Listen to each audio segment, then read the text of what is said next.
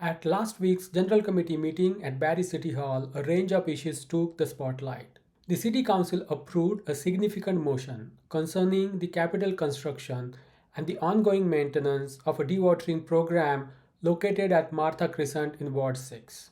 The approved financial for this project will see a substantial outlay from the city, with $350,000 allocated for this year and $400,000 for the next year.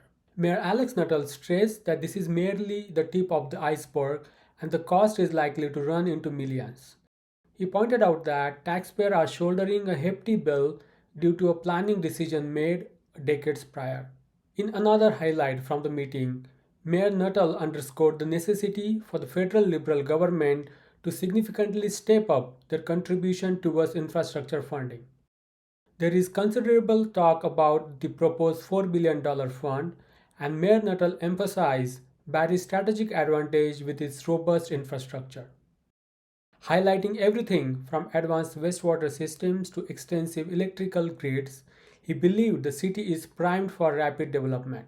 However, he has shown a noticeable hesitation to aggressively engage with the conservative provincial government on various fronts, including the contentious issues surrounding development charges and the approval process for the safe consumption site. You can use the timestamps in the description below to jump to the relevant section of the video.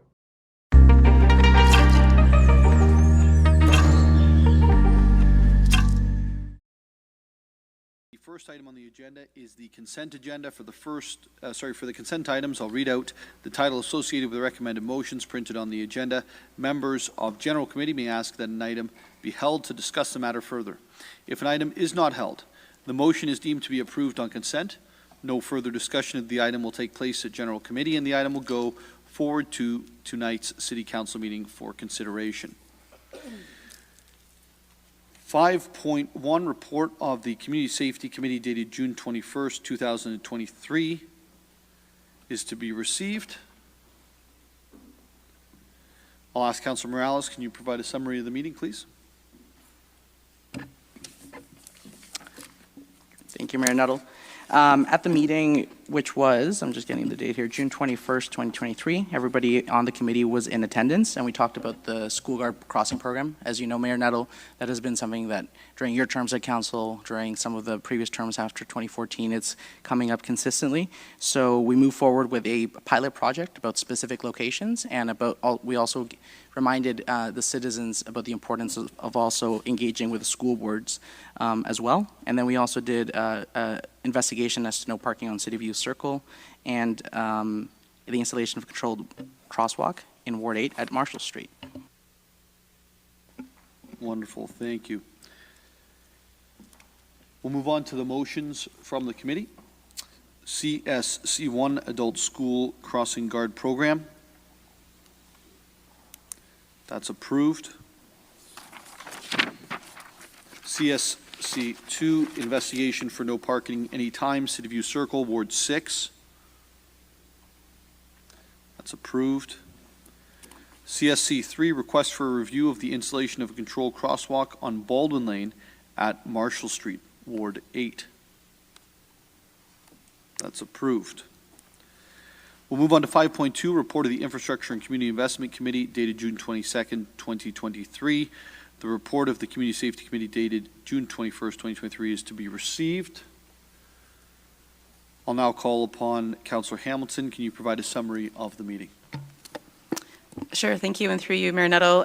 The meeting of the Infrastructure Committee Investment took place on June 22nd. Everybody was present. I think probably the key item on that was a presentation concerning the Blue Blocks transition and solid waste collection contract, which will be effective May 1st, 2024. Also on there was the discussion around the landfill bike diversion pilot program, which was recommended to be referred to the Active Transportation and Sustainability Committee. And finally, there was discussion around Maple Leaf Forever, recognizing the importance of the native maple tree. Thank you, Councillor Hamilton. We'll move on to ICIC 1, the Memorandum Blue Box Transition and New Waste Collection Contract Details. All those in favor? Carries. ICIC 2, the landfill bike diversion pilot program referral. All those in favor? Hold. We're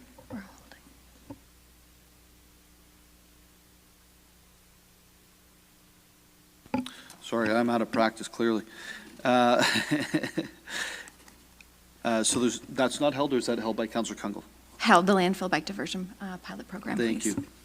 The Firebird Community Cycle, ICIC 3.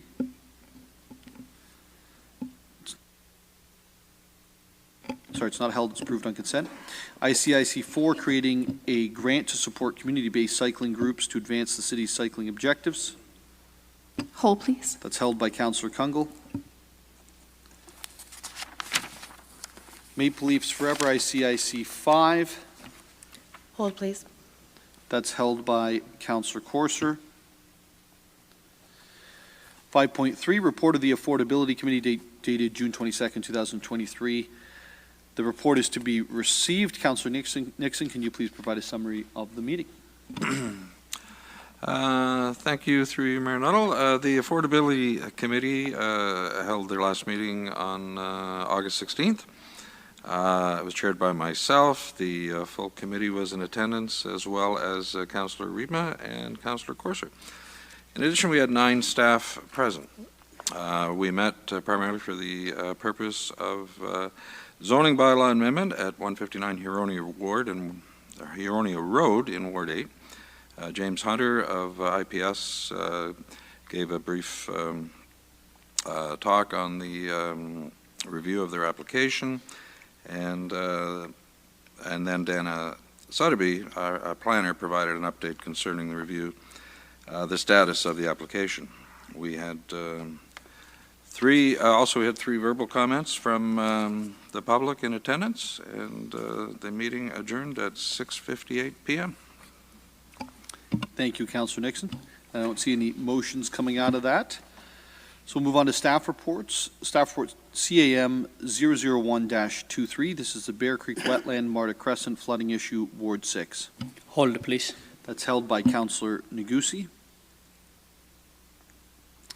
DEV 032-23, the municipal street naming for streets and industrial plan of subdivision 80 Big Bay Point Road and 315 Bayview Drive. It's approved on consent. DEV 034-23, zoning bylaw amendment for 667, 669, 673, and 675 Yonge Street in Ward 9. Hold. It's held by Councillor Morales. DEV 037-23, the zoning bylaw amendment for 518 to 524 Tiffin Street, Pioneer Family Pools, Barrie, Inc., Ward 5. It's approved on consent. DEV 038-23, rates of speed bylaw update. It's approved on consent. DEV 041-23, federal housing accelerator fund update. Hold. Hold. It's held by Councillor Morales. FAC 004-23, facilities planning and development 2023 capital funding. It's approved on consent. FIN 016-23, 115 Bayfield, reimbursement of cash in lieu charge. It's approved on consent. IGM 001-23, archaeological investigation, Hewitt Secondary Plan Area, Ward 10. That is approved on consent. LCS 010-23, confidential personal information matter, appointments in terms of reference, updates to various committees and boards. Held by Deputy Mayor Thompson. Confidential personal information matter, just jumped the wrong one there. Textile collection program agreement extensions. That's approved as well. The items for discussion, invitation to present to Council, Art and Water Group from Councillor Nixon. It's approved on consent. The confidential potential disposition of land matter, city properties, sponsored by Councillors Nixon and Harris. That's approved on consent. We'll now jump back to the first items that were held, which I believe, if I'm going by memory, was Councillor Kungle, ICIC 2 landfill bike diversion program. Councillor Kungle, would you put the item on the floor, or? Yeah, I'll put the item on the floor as presented. And to speak to that, just looking for maybe staff input and/or then I'll redirect to maybe Councillor Hamilton as chair of the Infrastructure Committee. So noting that that did come from Active Transportation, our next meeting is Thursday, September 7th at 5:30 p.m. We move up a week, starting in the fall, and that will be before council resumes to clarify further. But as it comes back, then asking for clarification about what further information is needed to direct a pilot program to then move into the potential for a permanent process by which we are diverting bicycles that have been dropped off at the landfill. Currently, they are set aside, and Firebird, as a not-for-profit, is picking them up.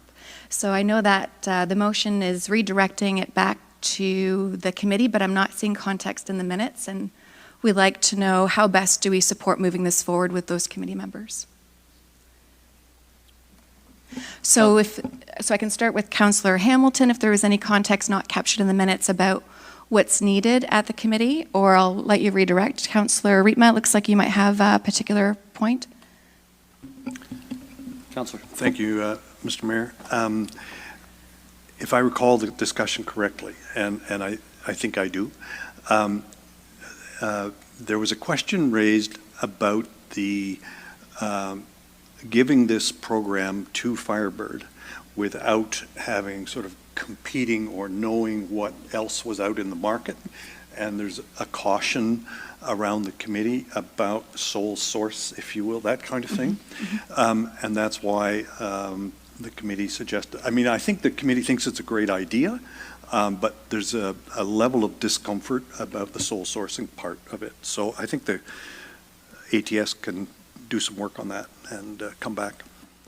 Thank you, Councillor Rietma, for the clarification. I guess I would almost look to staff then to say, is that in the best interest to parachute it back to committee members, because I think we'll need staff input anyways, or should we start with staff around asking a bit about how this came about, if they know to date, if anyone else is there, and then we can pull that information to the committee in advance of having a discussion, because I know at least the conversation would like to continue. So perhaps I'll take this offline to staff then, if that's the full context of really looking at who's benefiting from the diversion, which follows our circular economy framework, but more so than who's benefiting and how those monies are spent, and if it should be an open call for interest is what I'm hearing.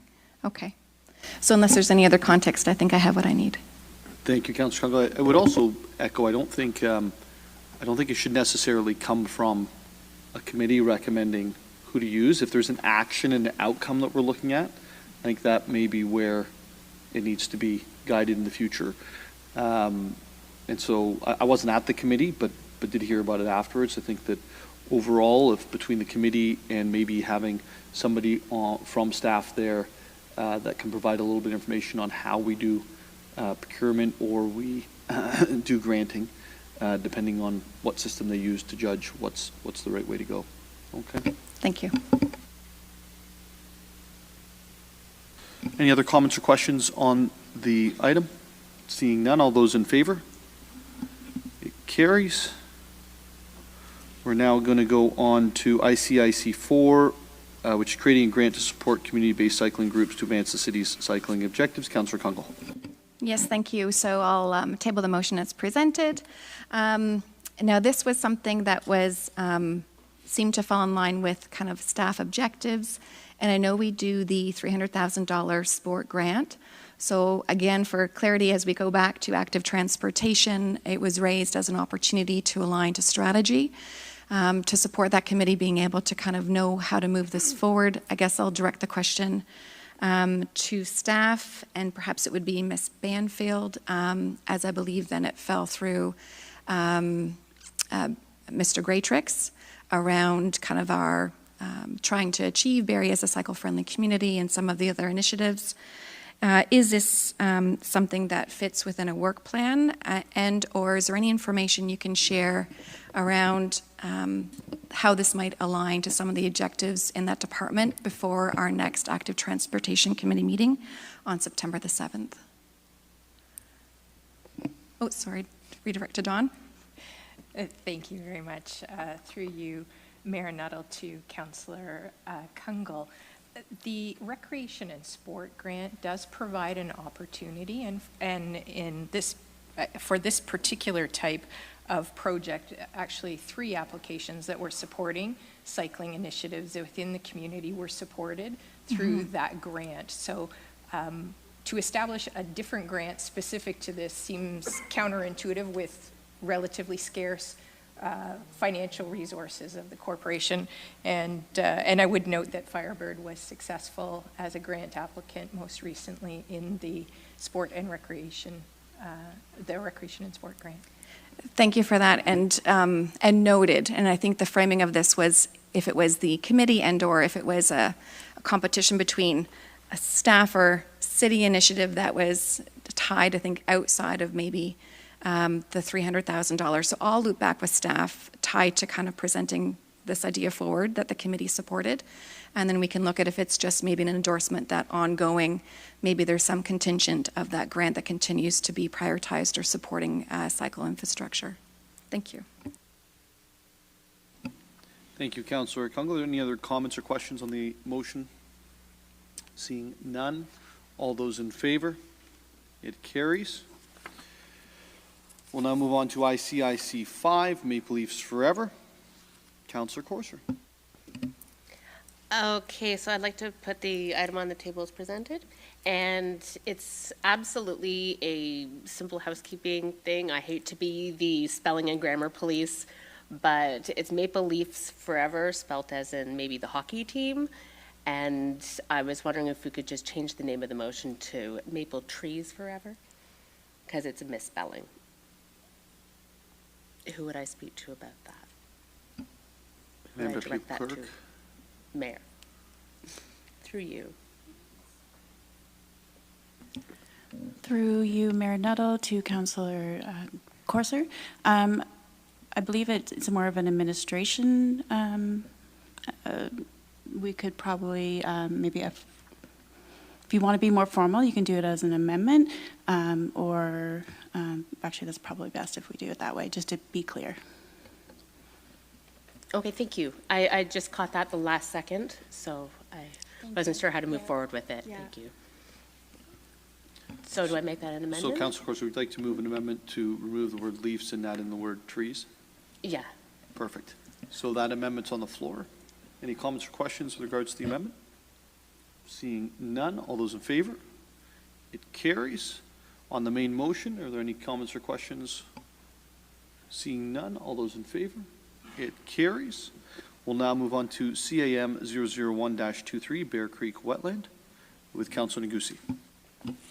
Thank you, Mayor Nuttall. I'm going to put item on the floor. I have amendment on this motion that's focused on staff direction, and I'm going to read it as follows. Proposed amendment by myself, CAM 001-23, Bear Creek Wetland, Marta Crescent flooding issue, by adding the following paragraph C, that staff incorporate asset management report back to the Infrastructure Community Investment Committee on effectiveness of the project by September 2024. Thank you, Councillor Negussi. I know that you were working on this today with Councillor Rintma, and thank you for bringing this forward. Any questions and comments with regards to the amendment to the main motion?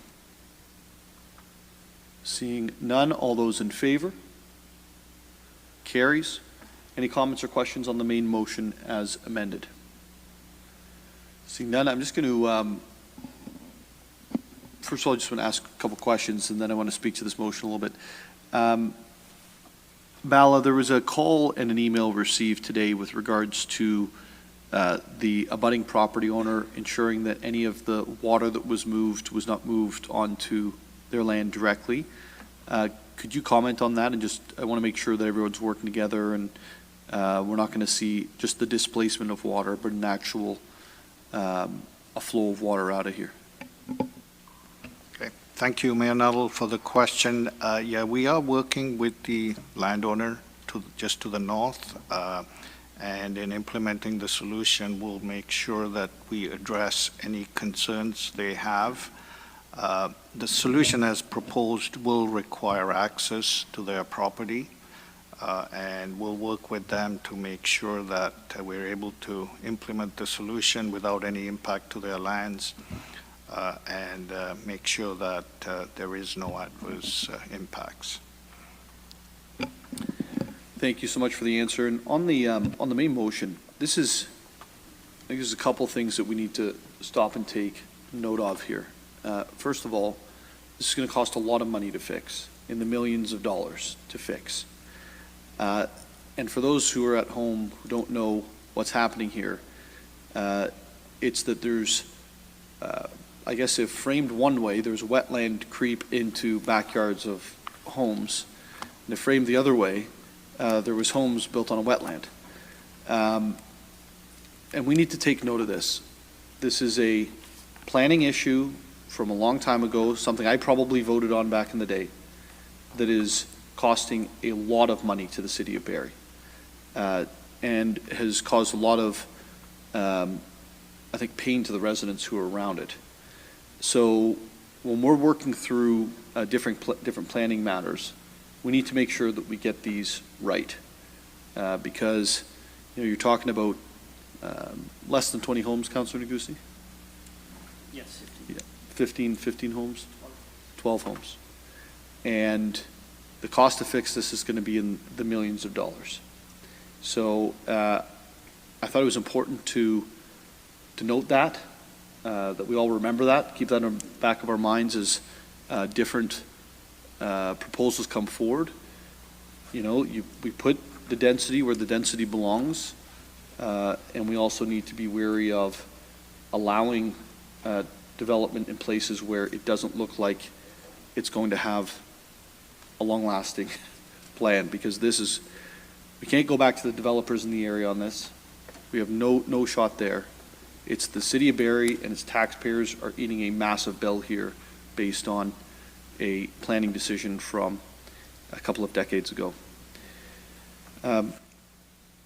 With Councillor Morales. Sir, Mayor Nuttall, one very quick question based on the comments that you said. I hadn't been thinking about this before. Is there any recourse with the conservation authorities?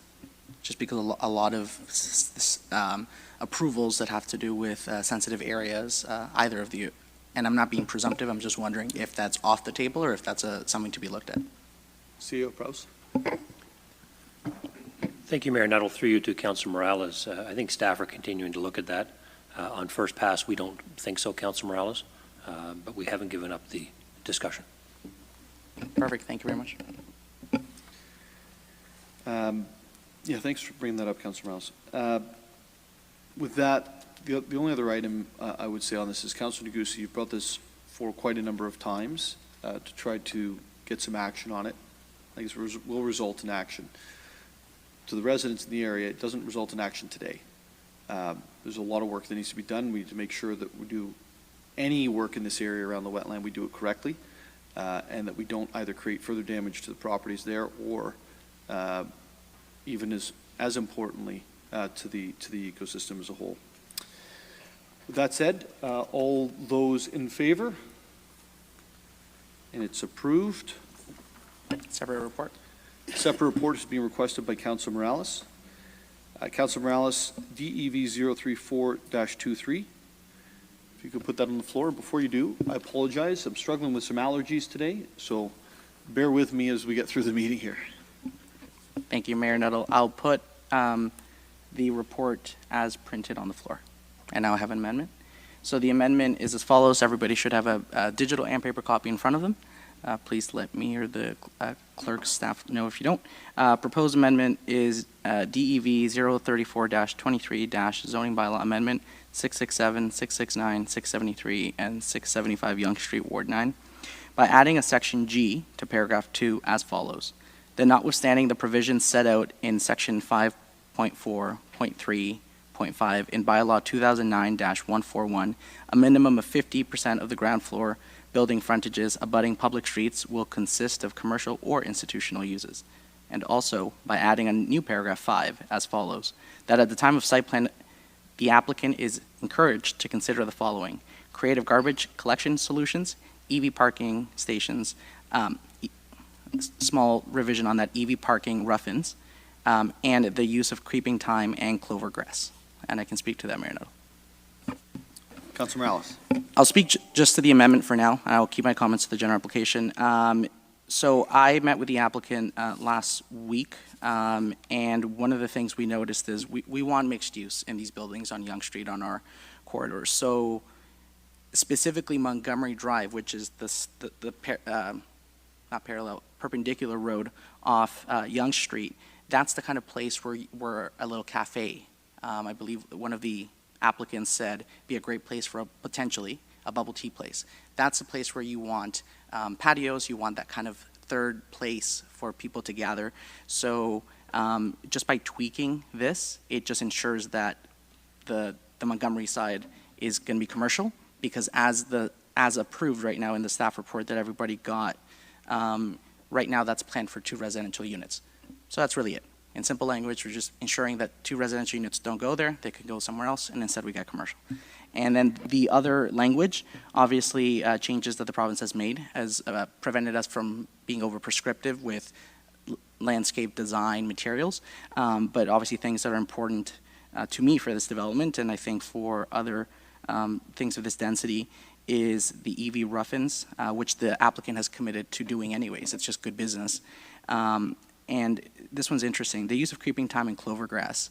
I know there's some councillors obviously who are advocates of sustainable green space, and normal grass is very water demanding. This is very low maintenance, doesn't grow as fast, isn't as ugly for weeds. So this is really the future for all those little landscape strips that you see in buildings. Not only that, but if we allow regular grass, that's just an added expense to either the condo corporation or the renters. So it's another added cost to either or, and inevitably they're not going to cut the lawn as much as they should, so someone's going to call bylaw and someone has to go out there and do a work order. I much rather those staff, our bylaw staff, be enforcing other matters that are important to the city instead of essentially policing weeds in new developments, and this is a very small way to prevent that. And finally, the creative garbage solutions.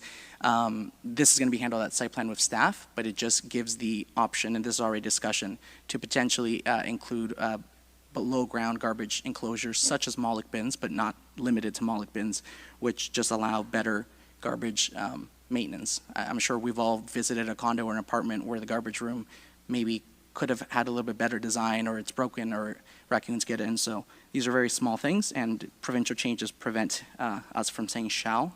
So I'm just putting this here, even though the applicant has expressed desire to explore the EV stuff as well as the grass options. Thank you, Councilor Morales. Are there any other questions or comments? Councilor Kungl.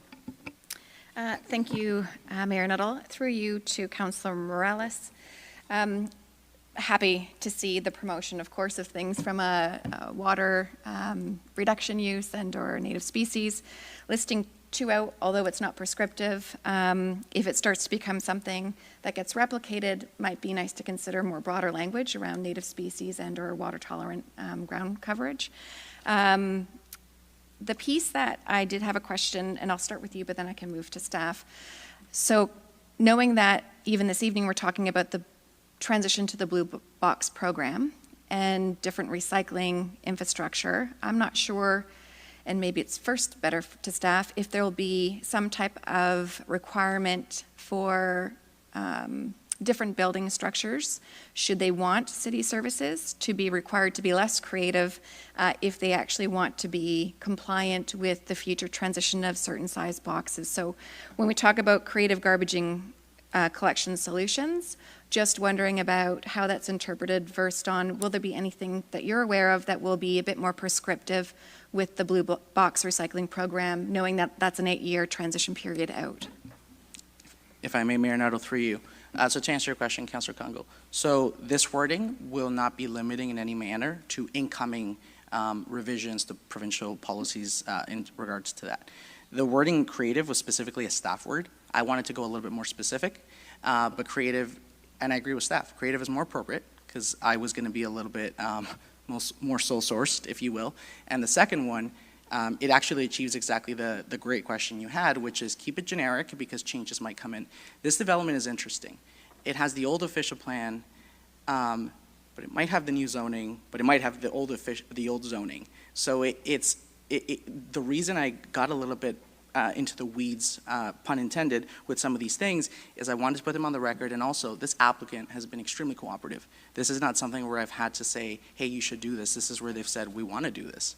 The first one about the commercial, they were the ones that had that vision for that kind of third place, hole-in-the-wall cafe or bubble tea place. So I'm very confident about this, but the very fact that you asked the question meant one of my goals was achieved. I wanted to get the discussion going. And I told staff, even just putting creeping time, I knew I missed a couple, but it changes the culture. It gets people talking. I've seen some facial responses. I'm probably going to be educated a lot more. And we can maybe develop this more of a comprehensive policy in the committee that you chair. Thank you, Councilor Morales. And not to belabor it, but also staff have done a great job to also, as we talk about boulevards and other pieces, already providing resources on our website. So that could also be a nice current place to point people to around considering the landscaping. And then I guess, if I may, I'd like to redirect a question to staff. So on that piece and with the blue box, while it's tied to a current development in front of us, through you, Mayor Nuttall, to Ms. Banfield, is there already a communication or something underway by which developments that are happening will be given a heads up about the Blue Box program, and or is there any communication that they'll be getting anyway, so we can kind of frame there's not a missed opportunity between how they interpret their autonomy in choosing recycling programs versus what they might be asked to adhere to? Through you, Mayor Nuttall, to Councillor Kunkel. I'm actually going to direct your question to Sandy Coulter, who oversees waste, but I can just also say with you, among other things, but I can also say that every development application is reviewed internally by our team, and comments are provided. Obviously, it's different depending on which application, but Mr. Coulter can fill in some of those blanks for you. Through you, Mayor Nuttall, to Councillor Kunkel. With respect to the Blue Box Transition Program, it is transitioning in Barrie on May 1st, 2024, which will remove the municipality's responsibility to collect those recyclable materials from residential communities. So that information about the transition is still, the details are still unavailable at this time. We are communicating with Circular Materials right now on their plan, and we will update you as soon as we can when we get that information. But right now for Barrie, we just do not have that info. Thank you, Mr. Coulter, and I appreciate that because I know I've had residents in an apartment setting where they've chosen their own type of recycling infrastructure and then had wanted to change their mind after occupancy, and condo boards have changed kind of the cost and trying to mitigate that, and some of them have been missed opportunities. And now with the blue box, depending on when that comes, I wasn't clear about different requirements that will come provincially based on the different structures. So will apartment buildings or other types of formed development be required in the building and site plan to conform to the provincial interest, or will they continue to have some autonomy?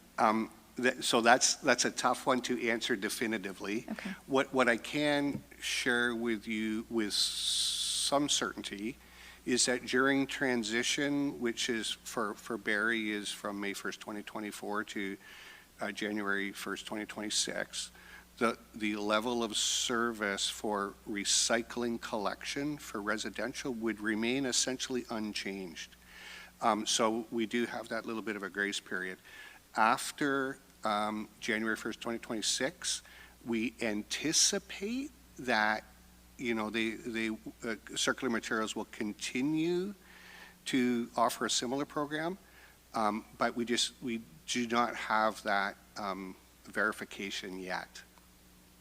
Thank you, I appreciate that, and I thought it was worth asking as we've got different developments coming in line at different times, if we can mitigate any type of cost incurrence if they've got to change their plan midway and it impacts the design of the building.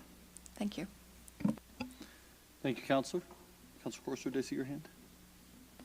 Just a comment through you to Councillor, wow, it's been a long time, to Sergio, Councillor Morales. I just wanted to comment that I was really happy to see the alternative lawn solutions there. I know that we cannot be too prescriptive when it comes to such things in development, but the suggestion is an absolutely good one, considering the water-intensive traditional lawns that we have. I'm very happy with that, and I'd like to see that encourage much more new developments in commercial spaces. Thank you. Thank you. My only comment is that if creeping thyme and clover grass create allergies, and I have a conflict of interest today, we'll now call the vote. All those in favor of the amendment? It carries. On the main motion, any comments or questions? Councillor Negussi? You don't have a question. Councillor Morales? Thank you, Mayor Nuttall. Mayor Nuttall, I'm committed to reaching the city's targets and will do whatever I can so Barrie residents have access to housing options they can afford as quickly as possible. But if anything, I think the provincial target for the city of Barrie is quite conservative. We've been working very hard focusing on approving units, on ensuring they get through all of the various stages of the planning process and getting the permits out the door to be able to start building. Mayor Nuttall, if those words sound familiar, it's because they are. Those were words that you were quoted in the media word by word in the last couple of months as saying about the city of Barrie. And why I did kind of play on words is I am proud of your leadership in conveying council's housing pledge as the head of council to the public in Ontario as a whole. As we all know, our housing pledge is 23,000 units. As we all know, 17,000 units, give or take, have been approved. So that leaves 6,000 yet to be approved to hit our target. Tonight we are approving between this application, and I'm not being presumptive of the City Council, but it's on the public printed agenda for 680 Yonge. Between the two of them, looking at the print designs, which are subject to change, there's about 777 units of housing to be approved. It's a lucky number, am I right, Mayor Nuttall? In the 6 months since we signed the housing pledge, if we were to assume that the housing pledge should be evenly distributed to each ward, which is not, I'm proud to be able to say that Ward 9 will have met its 6-unit share of the 6,000 pending in our housing pledge, and then exceeded that number by an extra 29.5%. While that may be the case, I agree with your comments that our target may be conservative, and I look forward to us leading Ontario and doing right by our Barrie residents in getting more housing approved. The housing crisis is an everything crisis. The ability to afford proper housing affects quality of life, livability, mental health, domestic violence, the economy, savings, everything. We need to be unapologetic about the more housing supply. And tonight's approvals in Ward 9 is getting us one significant step closer to where we need to be. I want to point out the evolution on this project, and I do want to make a couple of compliments. I usually let applications in Ward 9 go. I don't do a long speech. Miss Madeline Snow has been stellar on this application. So I do want to give huge comments to Ms. Snow. The whole process, the ability to uphold the process, but also have flexibility and vision into this is something that needs to be commended publicly. Ms. Banfield as well, with the way she kind of managed and oversaw this file, is huge. And for members of council, when you read the staff report, initially the proponent came with 9 stories. They finished at 11. There's a 23 net more units for Barrie residents for all our targets. And I want everybody to go to page 4 and section 19, because this just has to be read. I've never had this experience in Ward 9. Notification was sent to all interested parties, including those who provided information at the time of the neighborhood meeting and public meeting of the changes proposed by the applicant. And what I mean by that is the changes to go from 9 to 11 stories. One written submission, it was an 8-story submission that they started at. One written submission was received in support of the revised plans, specifically the increased side yard setback to the north. And that is huge, because it's my understanding that that submission was from the most affected resident who has a 3-year-old home physically right behind this proposal. What was being proposed was a 8-story building on Yonge and 4 stories with a 7-meter setback to his home and his pool. And now the setback went from 7 meters to 34 meters. So a lot more of a setback, a lot more privacy, not a blank wall over your newly built house and your pool, but with 11 stories. I haven't seen many applications for Nuttall where residents in that situation actually take the time to write and say, I support 11 stories. Very, very pragmatic resident. He knows he used to live in Ward 9 elsewhere. He knows he bought there beside Yonge Street. He gets it. It's Yonge Street. It's a provincial highway. And that kind of community coming together where the established neighborhood is happy.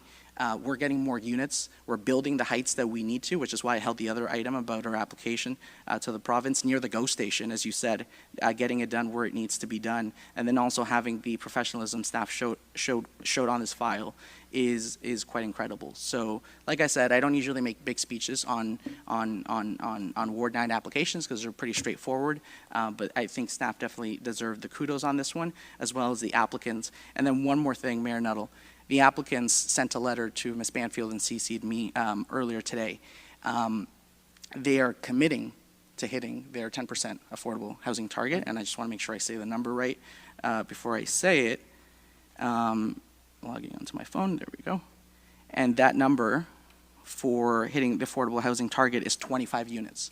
As we all know from revisions, it's encouraged that you hit your number, but you don't have to hit your number. But again, the applicant has been very understanding of the reality, and they have sent an in-writing letter. And I know there's many more steps to how that will look and things for staff to go forward, but it's a good first step. So I will be voting, as to no surprise, in favor of this application. And I just wanted to highlight the fact that I'm thankful that you conveyed your comments to the media the last couple of months, Mayor Nuttall, and I think this is one small example on how we're helping collectively as a group get to that target. Thank you, Councilor Morales. Thanks for all your comments on the subject and your work on this file. I know you've put a lot of time and effort into it over the last number of months, so thank you. And also to the applicant with regards to the affordable housing. It's incredibly important, probably the most important piece of the entire affordability issue we're seeing. So thank you so much for coming to the table on that as well. If there's no other comments or questions, I'll call the vote. All those in favor? And it carries.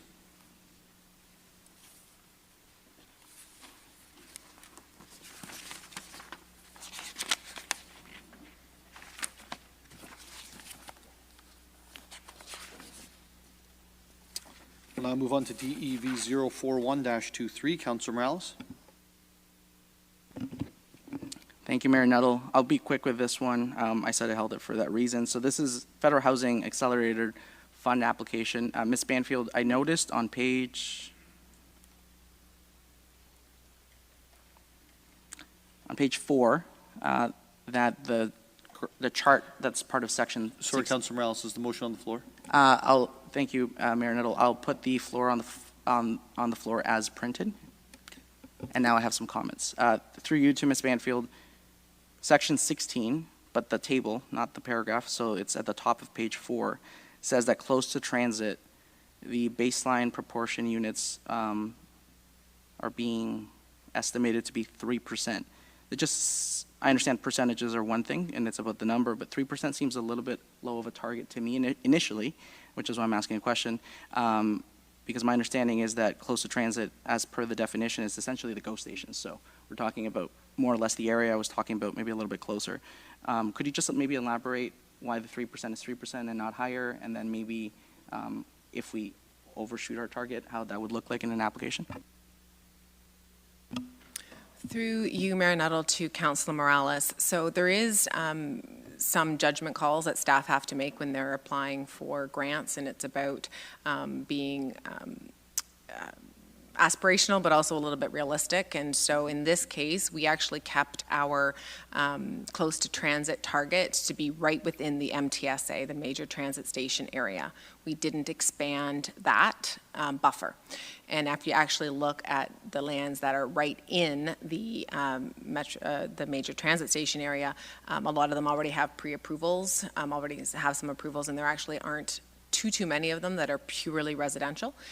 So that's where the 3% comes from. At the end of the day, if we are successful getting any sort of funding from the federal government on this.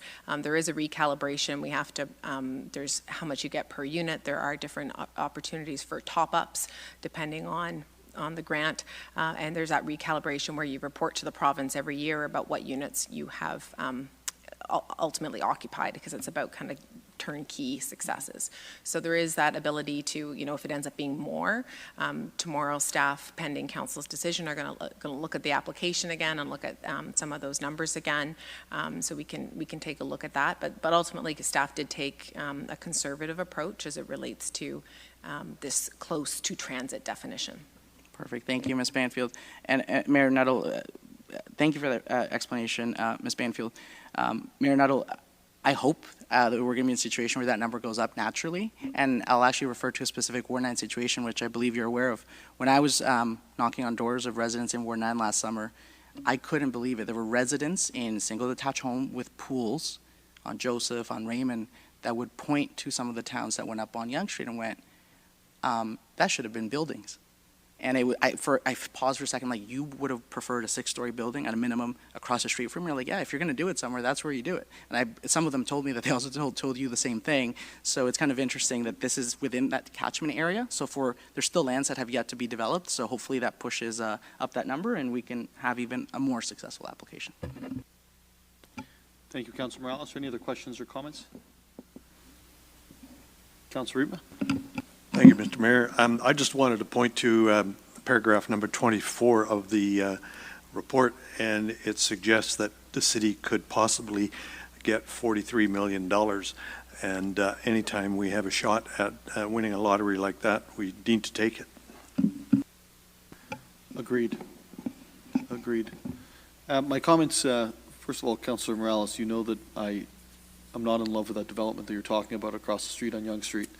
I tried to hide that sentiment.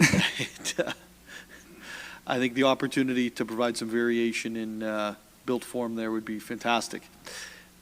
But secondly, to Councilor Rittman's point, like, now's the time where the feds need to really step up and put the money where it needs to be. We've heard talk of, I think it was $4 billion initially. I think it's been expanded since then. And they've come to town a few times. We've met with them. We've showed them the options, the opportunities. I think the city of Barrie is uniquely positioned. We have wastewater and water. We have multiple accesses to multiple electrical grids. There's just a lot of infrastructure that's already there for us to be able to immediately take on and help fix some of the affordability issues we have locally here, but we need to have some support from other levels of government. We're going to be talking to the provincial government next week at AMO about just that, but this one specifically on the federal side. We need the feds to be able to come to the table and invest in a place that is invested in wastewater, that is invested in water, and all types of infrastructure to be able to immediately move. So I hope that happens. It'll take a partnership between the feds, the province, the city, the development community, the building community, and basically the community as a whole. So I look forward to seeing where this goes. All those in favor? And it is approved. That's a separate report. Separate report is being requested by Councilor Morales. The last one is in camera, which is the LCS 010-23, so we will go in camera, but before we do, I just want to make sure we take care of all of the rest of the business that we can. We'll leave inquiries and announcements to tonight's council meeting. Are there any comments regarding items on the circulation lists from June 29th?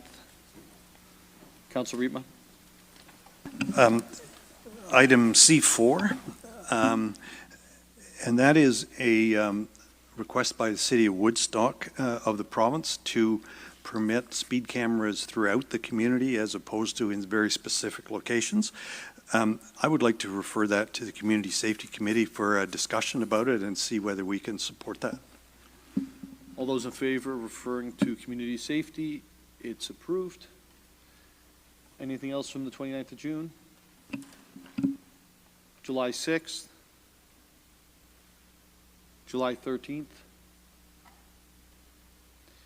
July 20th? August 16th? Councilor Riepma? Thank you, Mr. Chairman. Item number C7, and that's a letter from the town of Fort Erie about short-term rentals. And what I like about that letter is that they're looking to the province to create a structure within which we can, as municipalities, decide whether we want to regulate or not. And I know that in some wards, short-term rentals are a bit of an issue. And so I would like to refer that. I was thinking to the Affordability Committee, but I'm open to suggestions on that one. Yeah, I would refer it to affordability. Madam Deputy Clerk, does that make sense, affordability? Yes, I do believe it does. Wonderful. Okay. So the referral motion's on the floor. All those, you ask for comment or voting? Question? Yeah, Councillor Malice. Thank you, Mayor Nuttall. Ms. MacArthur, it's my understanding that anything to do with bylaw regulation goes to community safety, as per previously proposed landlord registries, increase in proactive bylaw enforcement and such. So I've already told this to Councillor Riepma, so I'm confused as to why that's the case.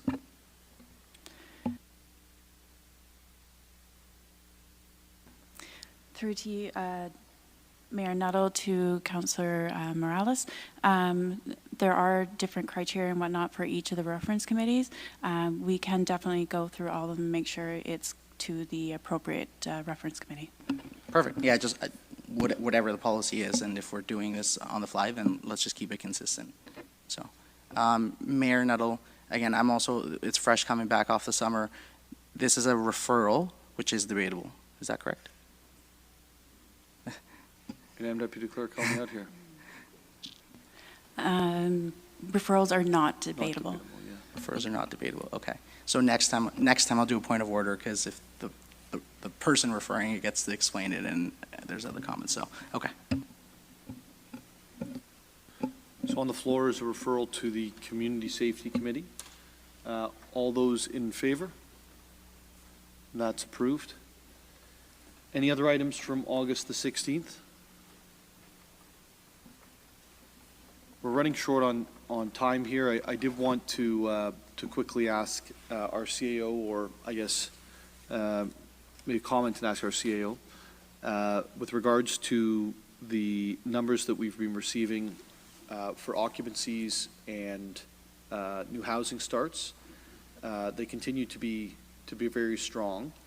Is the expectation overall that we're continuing to see a very busy planning department, and therefore we'll continue to see these numbers kind of climb, on the current with the current direction, or have we started to see it shy off a little bit?